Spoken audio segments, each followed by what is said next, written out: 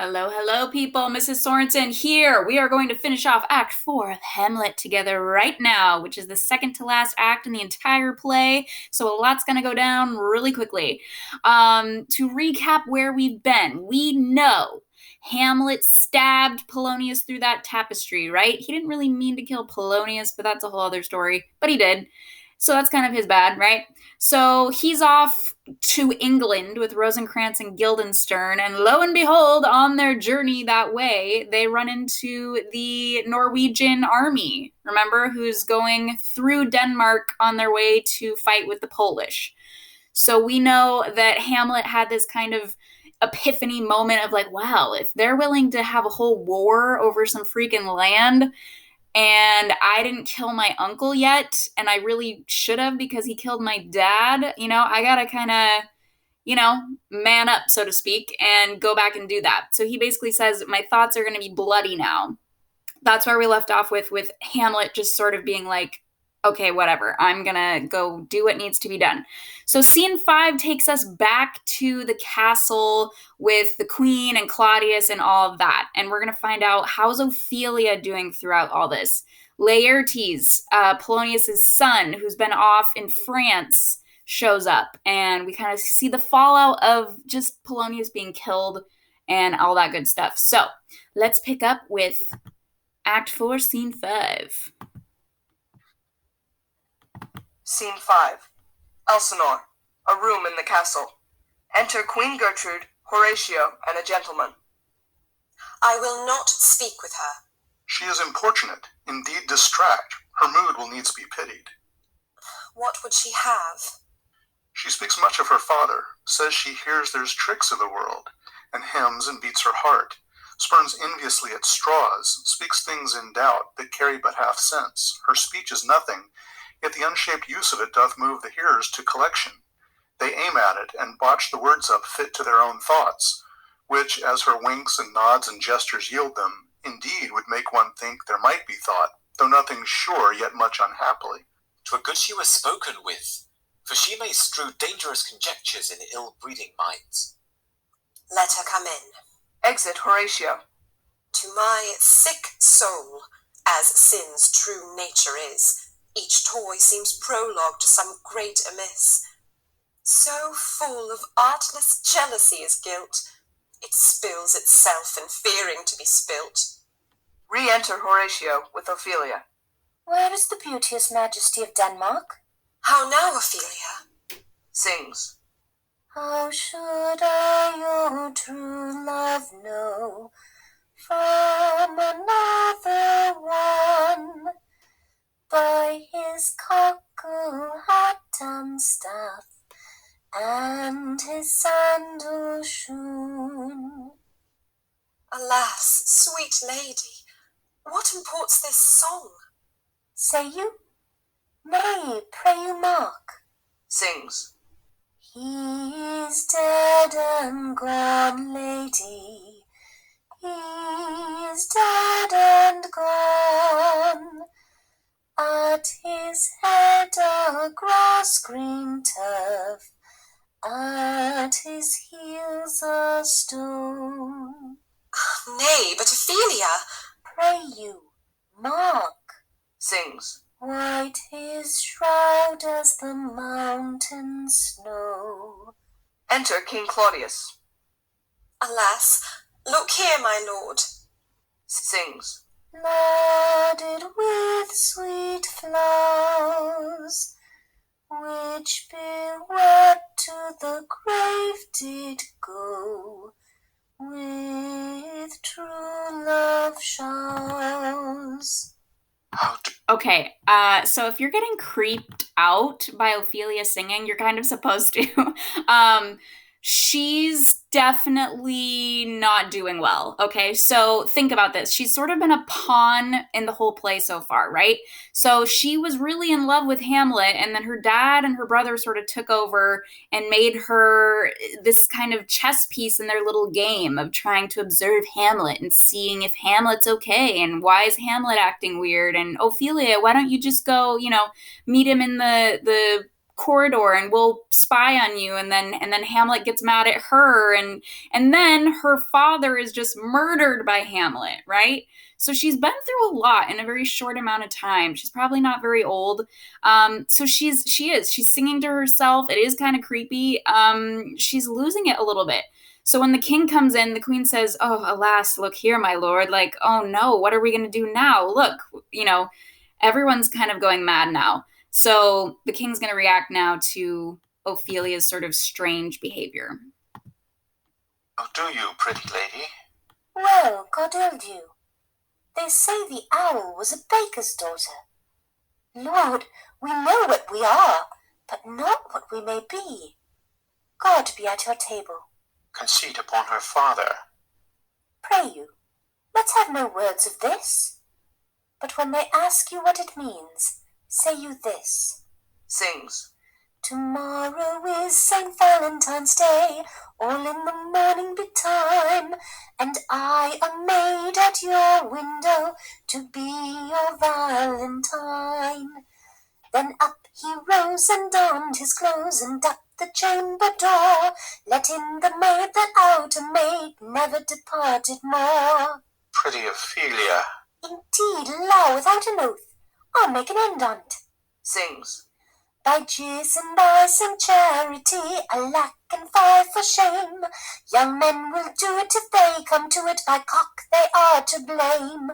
Quoth she, before you tumbled me, you promised me to wed, so would I had done by yonder sun, and thou hadst not come to my bed. How long hath she been thus? I hope all will be well. We must be patient, but I cannot choose but weep, to think they should lay him in the cold ground. My brother shall know of it, and so I thank you for your good counsel. Come, my coach. Good night, ladies. Good night, sweet ladies. Good night. Good night. Exit Ophelia. Follow her close. Give her good watch, I pray you. Exit Horatio. Oh, this is the poison of deep grief. It springs all from her father's death. Oh, Gertrude, Gertrude, when sorrows come, they come not single spies, but in battalions. First your father slain, next your son gone, and he most violent author of his own just remove. The people muddied, thick and unwholesome in their thoughts and whispers for good Polonius's death, and we have done but greenly in hugger-mugger to inter him. Poor Ophelia divided from herself and her fair judgment, without the which we are pictures or mere beasts. Last, and as much containing as all these, her brother is in secret come from France, feeds on his wonder, keeps himself in clouds, and wants not buzzers to infect his ear with pestilent speeches of his father's death. For in necessity of matter beggared will nothing stick our person to arraign in ear and ear. Oh, my dear Gertrude, this, like to a murdering piece, in many places gives me superfluous death. A noise within. Alack, what noise is this? Where are my Switzers? Let them guard the door. Okay, so really quickly, when Ophelia is sort of singing and doing all those chanting things, we could go for a week probably into all of those little poems and kind of analyze them. And she's actually saying some pretty profound things, like about gender roles and how she's treated as a woman and all those sorts of things. But ultimately, we need to know, okay, she's severely been affected by what's going on, right? And the King Claudius's sort of idea of why that's happening is, I think it says it up here, sorrow over her father's death or murder, right? So that's kind of his idea is, oh my gosh, she's been through so much, and here Laertes is coming in here and is just going to be super mad about how his father was killed. So they hear a noise in the castle. A messenger comes in to give us some important information. Enter another gentleman. What is the matter? Save yourself, my lord. The ocean, overpeering of his list, eats not the flats with more impetuous haste than young Laertes in a riotous head o'erbears your officers. The rabble call him lord, and as the world were now but to begin, antiquity forgot, custom not known, the ratifiers and props of every word, they cry, choose we, Laertes shall be king. Caps, hands, and tongues applaud it to the clouds. Laertes shall be king, Laertes, king. How cheerfully on the false trail they cry. Oh, this is counter, you false Danish dogs. The doors are broke. Noise within. Enter Laertes, armed, Danes following. Where is the king? Sirs, stand you all without. No, let us come in. I pray you, give me leave. We will. They retire without the door. I thank you. Keep the door. Oh, thou vile king, give me my father. Calmly, good Laertes. That drop of blood that's calm proclaims me bastard, cries cuckold to my father, brands the harlot even here between the chaste, unsmirched brow of my true mother. What is the cause, Laertes, that thy rebellion looks so giant-like? Let him go, Gertrude. Do not fear our person. There such divinity doth hedge a king, that treason can but peep to what it would, acts little of his will. Tell me, Laertes, why thou art thus incensed? Let him go, Gertrude. Speak, man. Where is my father? Dead. But not by him. Let him demand his fill. Okay, first of all, I just have to say, who did they pick to do the voice acting for Laertes? Like, who the heck is this robot tax collector sounding guy? He's not good. Oh my gosh. Okay, Laertes is supposed to bust in the place just super pissed off. Like, where's the king? Ah! And he sounds like the most lame dude. But anyway, so he is just mad, and he doesn't know who killed his father Polonius. He just got word and just showed up and is basically trying to just rile everybody up to get answers. And he's kind of like, come at me, bro. I'll fight whoever wants to fight me because I need to get revenge for my dad. Sound familiar? Revenge is a major theme. So now the king, Claudius, is going to kind of converse with him and make it clear who killed him and how the whole thing went down. How came he dead? I'll not be juggled with. To hell allegiance, vows to the blackest devil, conscience and grace to the profoundest pit. I dare damnation. To this point I stand, that both the worlds I give to negligence, let come what comes. Only I'll be revenged most thoroughly for my father. Who shall stay you? My will, not all the world. And for my means, I'll husband them so well, they shall go far with little. Good Laertes, if you desire to know the certainty of your dear father's death, is it writ in your revenge that swoop-stake you will draw both friend and foe, winner and loser? None but his enemies. Will you know them then? To his good friends, thus wide I'll ope my arms, and like the kind, life-rendering pelican, repast them with my blood. Why, now you speak like a good child and a true gentleman. That I am guiltless of your father's death, and am most sensible in grief for it, it shall as level to your judgment pierce as day does to your eye. Within. Let her come in. How now? What noise is that? Re-enter Ophelia. Oh, heat. Dry up my brains. Tears, 7 times salt, burn out the sense and virtue of mine eye. By heaven, thy madness shall be paid by weight, till our scale turn the beam. Oh, Rose of May, dear maid, kind sister, sweet Ophelia, O heavens, is't possible a young maid's wits should be as moral as an old man's life? Nature is fine in love, and where 'tis fine, it sends some precious instance of itself after the thing it loves. Sings. They bore him barefaced on the bier, Hey nonny nonny, hey nonny, and in his grave reigned many a tear. Fare you well, my dove. Hadst thou thy wits, and didst persuade revenge, it could not move thus. Sings. You must sing a down, and you call him a downer. Oh, how the wheel becomes it! It is the false steward that stole his master's daughter. This nothing's more than matter.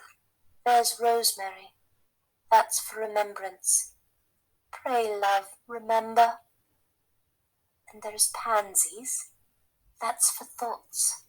A document in madness, thoughts and remembrance fitted. There's fennel for you, and columbines. There's rue for you, and here's some for me. We may call it Herb Grace Sundays. Oh, you must wear your rue with a difference. There's a daisy. I would give you some violets, but they withered all when my father died. They say he made a good end. Sings. For bonny sweet Robin is all my joy. Thought and affliction, passion, hell itself. She turns to favor and to prettiness. Sings. And will he not come again? And will he not come again? No, no, he is dead. Go to thy deathbed. He never will come again. His beard was as white as snow, all flaxen was his poll. He is gone, and we cast away moan. God have mercy on his soul. And of all Christian souls, I pray God be with ye. Okay, so here she's obviously still going down deeper and deeper into madness, but we can kind of infer when she's saying, no, he's dead, get thee to thy deathbed, his beard is white as snow, all this stuff. She's probably talking about her dad, right?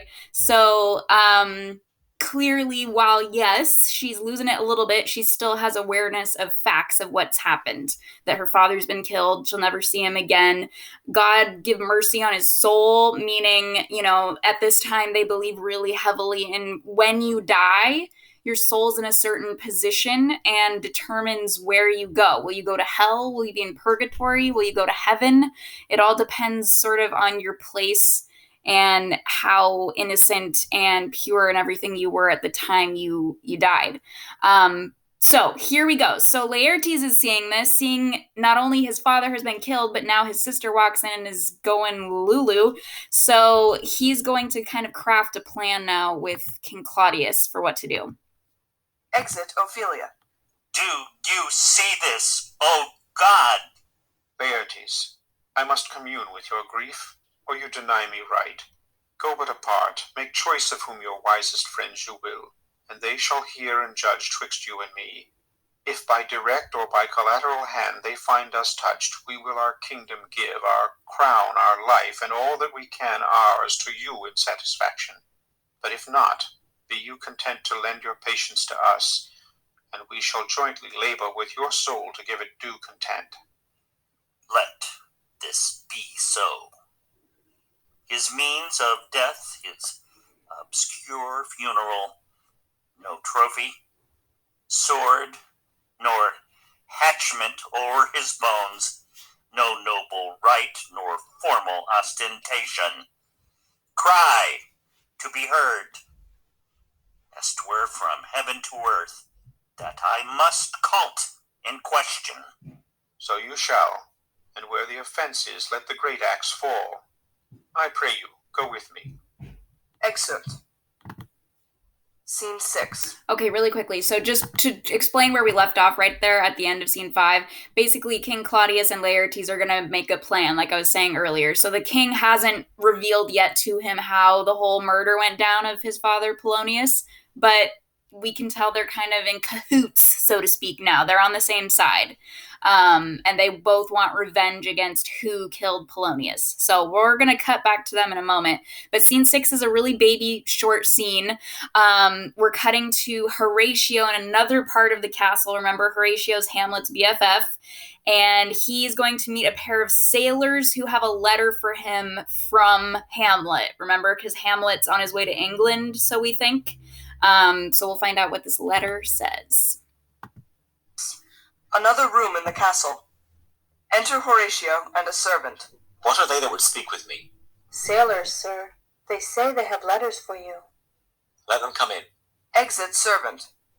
I do not know from what part of the world I should be greeted, if not from Lord Hamlet. Enter sailors. God bless you, sir. Let him bless thee too. He shall, sir, and please him. There's a letter for you, sir. It comes from the ambassador that was bound for England, if your name be Horatio, as I am to let know it is. Reads. Horatio, when thou shalt have overlooked this, give these fellows some means to the king. They have letters for him. Ere we were 2 days old at sea, a pirate, of very warlike appointment, gave us chase. Finding ourselves too slow of sail, we put on a compelled valour, and in the grapple I boarded them. On the instant they got clear of our ship, so I alone became their prisoner. They have dealt with me like thieves of mercy, but they knew what they did. I am to do a good turn for them. Let the king have the letters I have sent, and repair thou to me with as much speed as thou wouldst fly death. I have words to speak in thine ear will make thee dumb. Yet they are much too light for the bore of the matter. These good fellows will bring thee where I am. Rosencrantz and Guildenstern hold their course for England. Of them I have much to tell thee. Farewell. He that thou knowest thine, Hamlet. Okay, picture ending all of your texts. He that thou knowest thine, and your name. That would be a little extra. Okay, so basically Hamlet is saying in this letter, hey, I got captured by pirates. I'm okay, though. But hey, you're going to get some letters from me, and I need you to kind of help make sure that those letters get to the king and queen. There's some important things in the letters that I need them to get. He also says, oh, by the way, Rosencrantz and Guildenstern, my old college buddies that I've been traveling with, I have a lot to say about them. So I'll talk to you soon, basically. And then here we go. We're going to end up scene 6 and move on to the last scene of the act, which cuts back to King Claudius and Laertes talking about getting revenge for Polonius's murder. Come, I will make you way for these your letters, and do it the speedier, that you may direct me to him from whom you brought them. Excellent. Scene 7. Another room in the castle. Enter King Claudius and Laertes. Now must your conscience my acquaintance seal, and you must put me in your heart for friend, sith you have heard, and with a knowing ear, that he which hath your noble father slain pursued my life. It well appears. But tell me why you proceeded not against these feats, so crimeful and so capital in nature, as by your safety, wisdom, all things else, you mainly were stirred up. Oh, for 2 special reasons, which may to you perhaps seem much unsinewed, but yet to me they are strong. The queen, his mother, lives almost by his looks, and for myself, my virtue or my plague, be it either which, she's so conjunctive to my life and soul, that as the star moves not but in his sphere, I could not but buy her. The other motive, why to a public count I might not go, is the great love the general gender bear him, who dipping all his faults in their affection, would, like the spring that turneth wood to stone, convert his gyves to graces, so that my arrows, too slightly timbered for so loud a wind, would have reverted to my bow again, and not where I had aimed them. Okay, it's hard to tell in here, but basically the king has revealed that Hamlet is the one who killed Polonius. Hamlet's their target, the guy they need to get revenge on for killing Laertes' dad, right?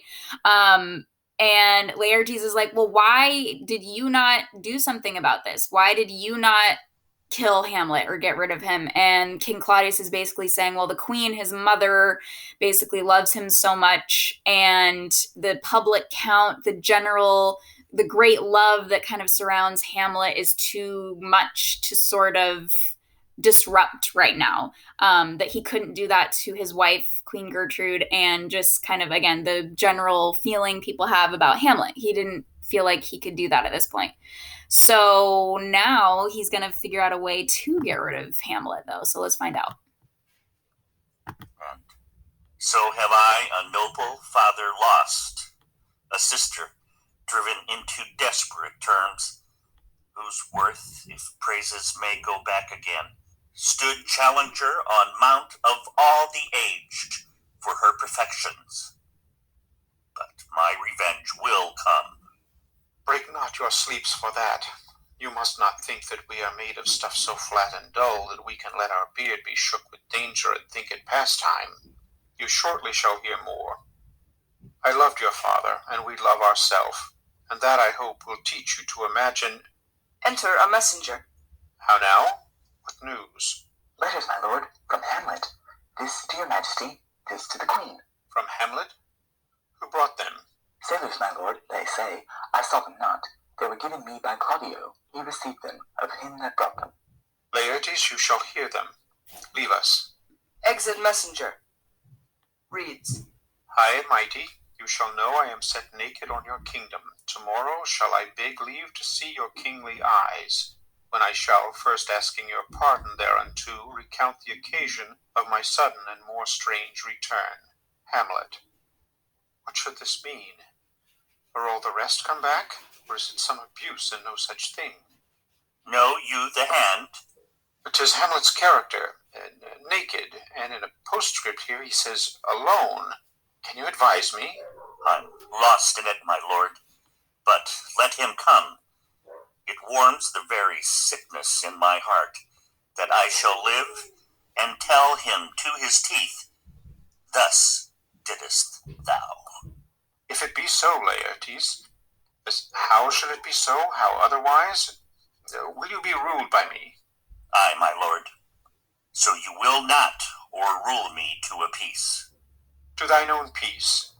If he be now returned, as checking at his voyage, and that he means no more to undertake it, I will work him to an exploit, now ripe in my device, under the which he shall not choose but fall.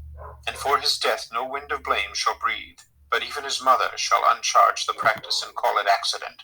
Oh dear, oh dear, oh dear. Okay, first of all, sorry if you can hear my puppy barking in the background. Sorry about that. But, okay, so we just got a letter from Hamlet, right, that was delivered to the king saying, hey, dude, I'm coming home tomorrow. Surprise! You thought you could send me away to England, but I'm coming back.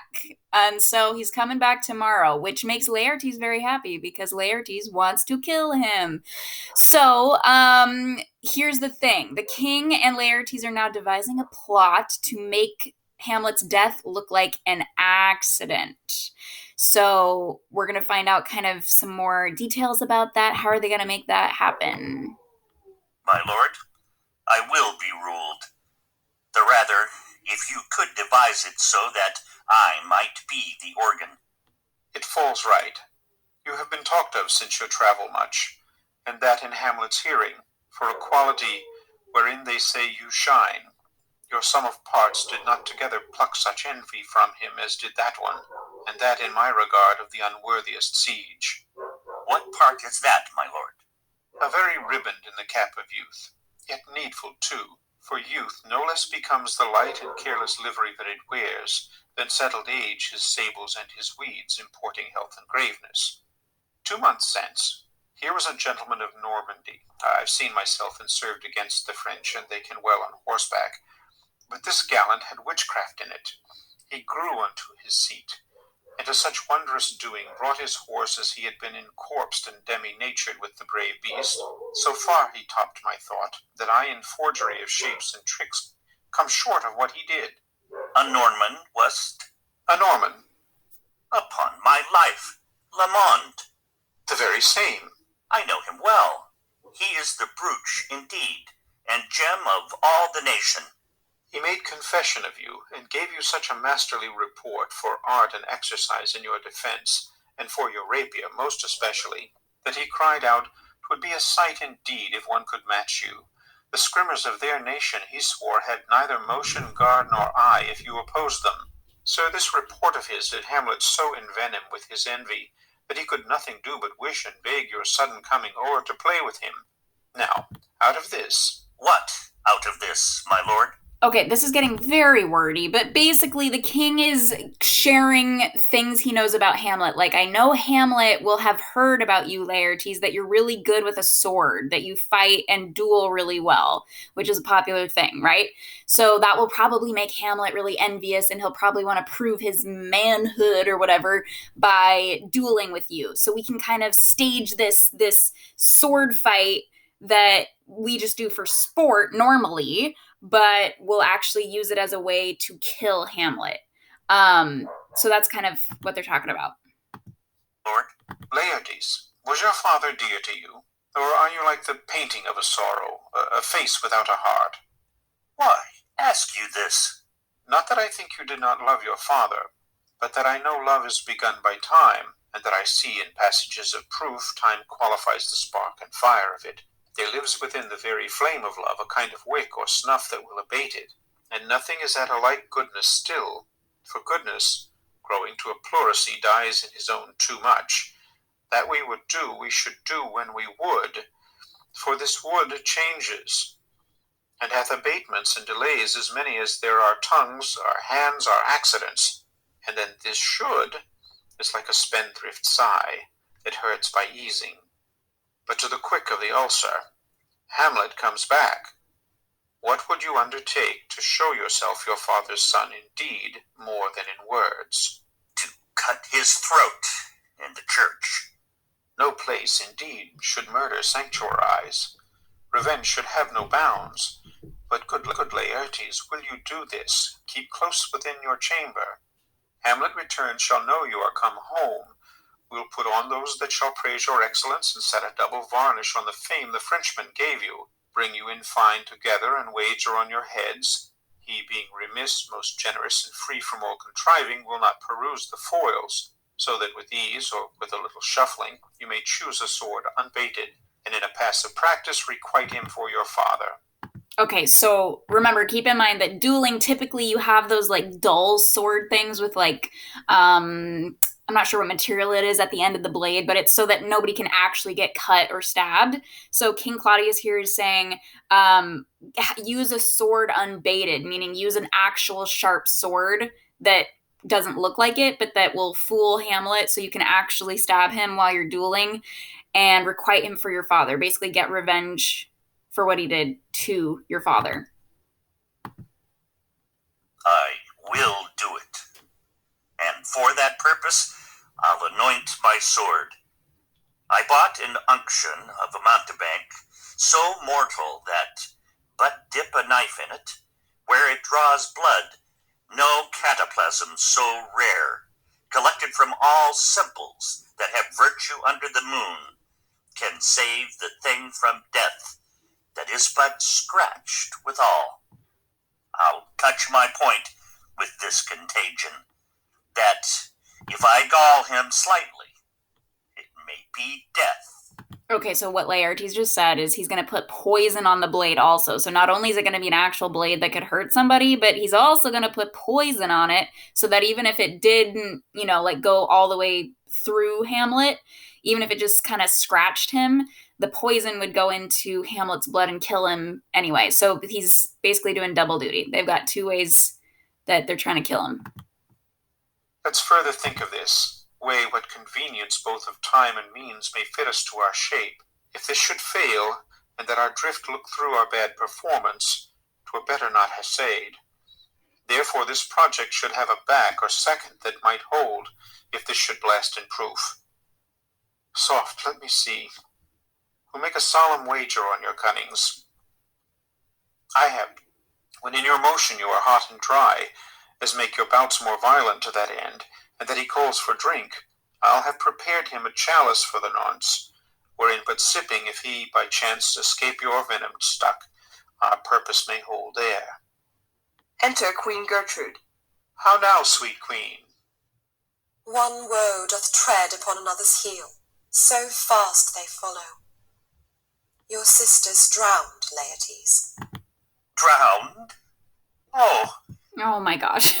So much tragedy happening. Okay, really quick, I just wanted to point this out. So Claudius just said, if he by chance escape your venomed stuck, meaning if he escapes during the duel your sword that you've put the venom or the poison on. So either if you don't stab him or if you don't even scratch him so that the poison gets into him, I have a backup plan, which is he'll call for a drink that I'll have prepared for him. We can assume that means he will have poisoned him. So we know that Claudius likes poison. That's how he killed his brother. So now they have three kind of plan A, B, and C how to kill Hamlet, and Hamlet's coming home tomorrow. So that's on deck. Now, Queen Gertrude just walked in, dropped a bomb that Ophelia, who we just saw a couple pages ago, has drowned.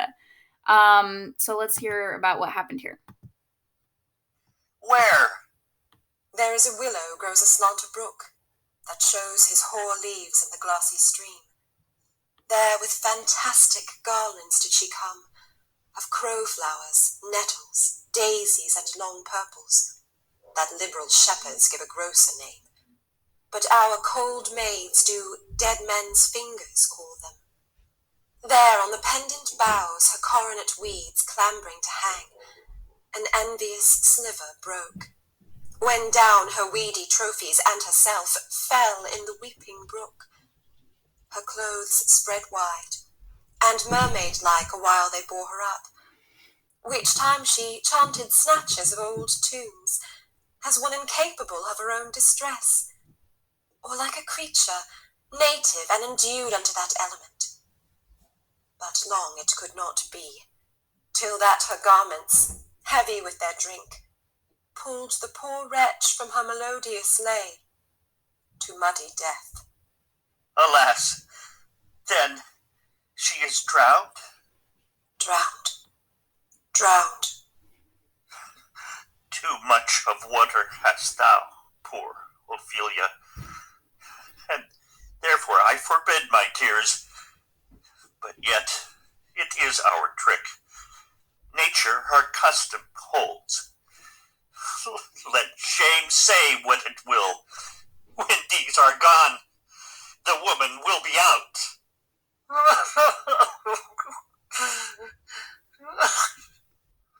Adieu, my lord.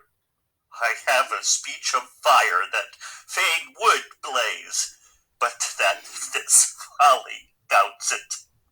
Exit Laertes. Let's follow, Gertrude. How much I had to do to calm his rage. Now fear I this will give it start again. Therefore let's follow. Excellent. And Okay, that is the end of Act 4, you guys. This is where things are left off in this kind of sad, weird place. So there's a lot in this description of how Ophelia died. We know she drowned in a nearby river, but if you look at this description, she's with fantastic garlands that she made, meaning those, like, if you've ever seen kids when they're little make like little flower necklace kind of things with dandelions and stuff, that's kind of what she did. She had all these flowers around her, a pendant hanging on her neck. She had her clothes spread wide like a mermaid, so picture her in, like, you know, those big heavy gown dress type things that they would have been wearing, and her arms are outstretched, so she's sort of floating there in this kind of just weird symbolic way. And we can talk about what we think all that means, but really, I mean, bottom line, Ophelia is a victim of how she's been treated throughout all this, right? She has been controlled by all the men around her. She had no say, no voice. She couldn't even adequately express how she felt about her own father's murder, and people just assumed she was crazy. So there's a lot going on here. So Laertes reacts very, logically, I suppose. He just feels terrible that she died, his only sister. He's devastated, but the kind of overriding emotion he feels is a fire that's blazing. So he is so consumed with rage for wanting to kill Hamlet, for causing all of this in his mind, and that's what's going to go down. So the king and Gertrude go off to follow Laertes just to make sure he doesn't do anything rash yet before Hamlet gets there. So that's where things are at. In Act 5, we're going to find out what goes down, what happens to Hamlet, who wins the duel, what happens to the king and queen. We don't know, but that's where we're at. Good job, guys.